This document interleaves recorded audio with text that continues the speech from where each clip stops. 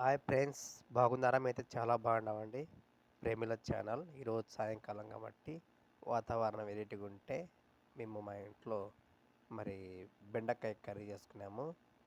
మొదట బెండకాయ బాగా చిన్న తరుక్కొని ఒక పెనం పెట్టుకొని మరి అందులో ఆ పెనం పైన ఈ బెండకాయలు వేసుకొని మరి బాగా దారదారగా వేయించుకోవాలి. చూడండి, ఒక హస్తం తీసుకొని బాగా తిప్పాలి, ఎందుకంటే పాటలు పాటు తిప్పాలి కదా, కలుసుకోవాలి. బాగా కలుసుకుంటేనే ఈ బెండకాయ మరి మనకు టేస్ట్గా ఉంటుంది. కాబట్టి ఆ విధంగా మనము చేసుకోవాలి. బెండకాయ చేసుకునే విధానం ఇదే. చూడండి చూడండి బాగా తిప్పాలి, బాగా కలుపుకోవాలి హస్తం తీసుకొని.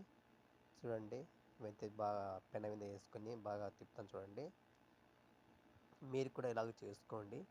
మీ ఇంట్లో బెండకాయ కర్రీ మంచికి ఆరోగ్యం ఉంటుంది.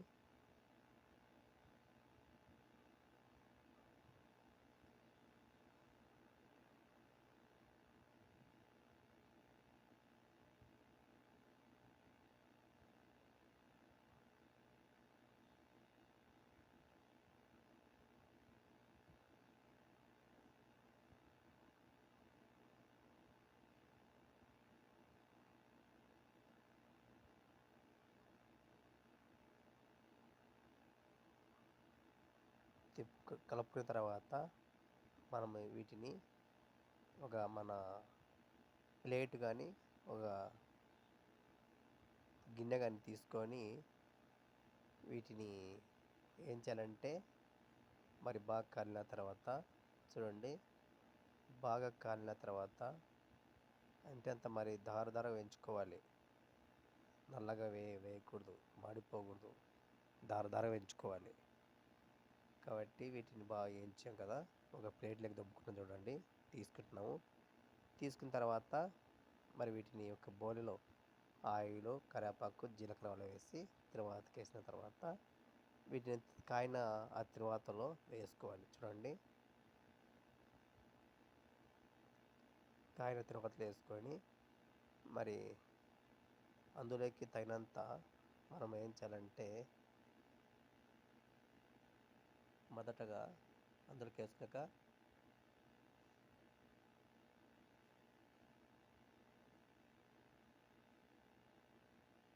అన్ని బౌలలోకి వేస్తాం కదా తిరువాతలోకి. చూడండి, అందులోకి వేసినవన్నీ వేసిన తర్వాత మరి అందులోకి మనము తగినంతగా మరి తగినంత అందులోకి కారం వేసుకోవాలి. చూడండి, తగినంత కారం వేసుకున్నాము.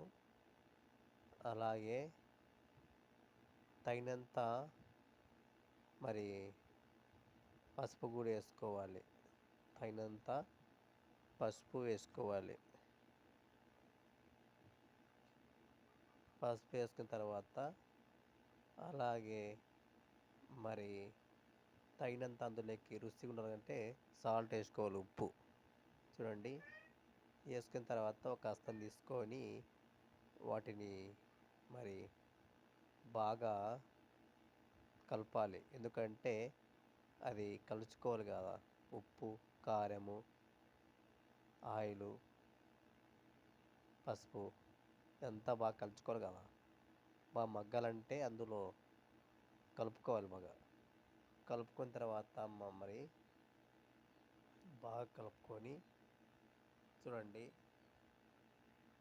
కలుపుకున్న తర్వాత కొంచెం మగ్గిన తర్వాత మనము అందులోకి మరి బాగా మగ్గింది కదా. చూడండి, బాగా మగ్గించాము.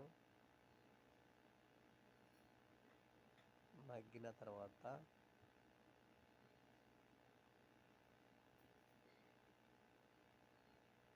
చూడండి, బాగా మగ్గింది. మగ్గిన తర్వాత కొన్ని తగినన్ని వాటర్ పోసుకోవాలి. తగినన్ని ఒక గ్లాస్, చిన్న గ్లాస్ వాటర్ పోసుకోవాలి, ఎందుకంటే ఇది మగ్గాలి కదా, పచ్చి పచ్చి లేకుండా. చూడండి, వాటర్ పోసుకున్న తర్వాత బాగా తిప్పాలి. తగినన్ని పోసుకోవాలి, ఎక్కువ పోసుకోకూడదు మరి. చూడండి,